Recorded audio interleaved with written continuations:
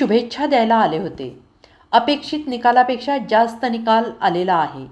मुख्यमंत्रीपदी देवेंद्र फडणवीस विराजमान होणार असे मला वाटत आहे. माझे श्रेय नाही आहे. माझ्या जनतेनं बदला घेतला. दादा, आता कसं वाटतं? गोड गोड वाटतं. जनता जनार्दनाने अवकात काढणाऱ्यांना त्यांची अवकात दाखवून दिली आहे. मी तर लहान आहे वयाने, अनुभवाने. मी माझी सैनिकाची मुलगी आहे म्हणून माझी अवकात काढतात.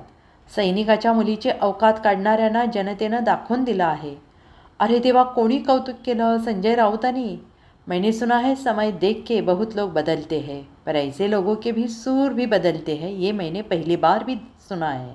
रामजी जसे भाजपचे एकट्याचे नाहीत असे म्हणत, तसे बाळासाहेब एका कुटुंबाचे नाही, ते संपूर्ण महाराष्ट्राचे आहेत. आम्ही महायुती सरकारमध्ये आहे, सर्व मिळून लढणार. जर आपण पाहिलं आज तरी शुभेच्छा द्यायला झाली होती.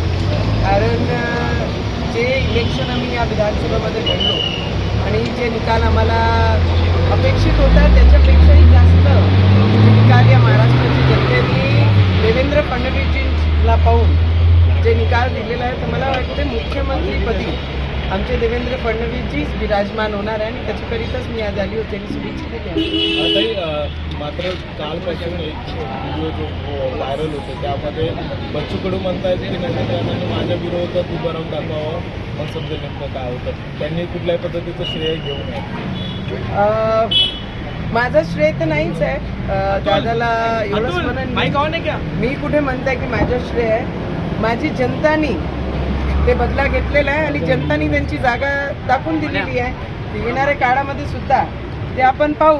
पण दादा, आता कसं वाटतंय? गोड गोड वाटतंय ना. त्यांनी असं म्हटलं की माझा पराभव करण्याची अवकाश तुमची नाही राणी असंही त्यांनी. हां, जनता जनार्दन ची अवकात काढणारे असे लोकांना जनता जनार्दन त्यांची अवकात दाखवून देते.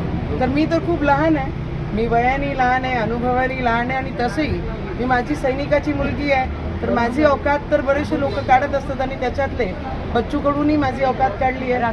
तर एक माझी सैनिकाची परिवाराची अवकात काढणारे लोकांची अवकात हा लोक दाखवत असतात. त्यांनी असं म्हटलं की महाराष्ट्रातला कुठलाही मतदारसंघ सांगा, त्या ठिकाणी आम्ही उभा राहतो, तुम्ही उभे राहा, आव्हान दिले. आपले स्वतःचे मतदारसंघात दिवे लावू शकले नाही तर दुसऱ्याच्या मतदारसंघात जाऊन काय दिवे लावतात?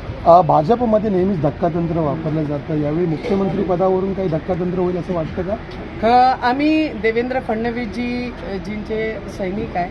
आम्ही भारतीय जनता पार्टीचे कार्यकर्ता म्हणून जे गेल्या सॅक्रिफाईस देवेंद्र फडणवीसजींनी 2-2.5 वर्ष अगोदर केलेला आहे तो परत रिपीट होणार नाही आणि भारतीय जनता पार्टी हे आमचे देवेंद्र फडणवीसजींनाच मुख्यमंत्री करतील एवढा विश्वास आहे आणि मी आज शुभेच्छा द्यायला झाली. संजय राऊतांनी देवेंद्र फडणवीसांचं कौतुक केलेलं दिसते आजच्या बाईटमध्ये.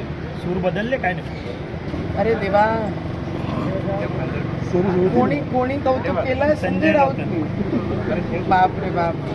मैंने सुना है हमेशा कि समय देखकर बहुत सारे लोग बदलते हैं, पर ऐसे लोगों के भी सुर बदलते हैं ये मैंने पहली बार ही सुना है.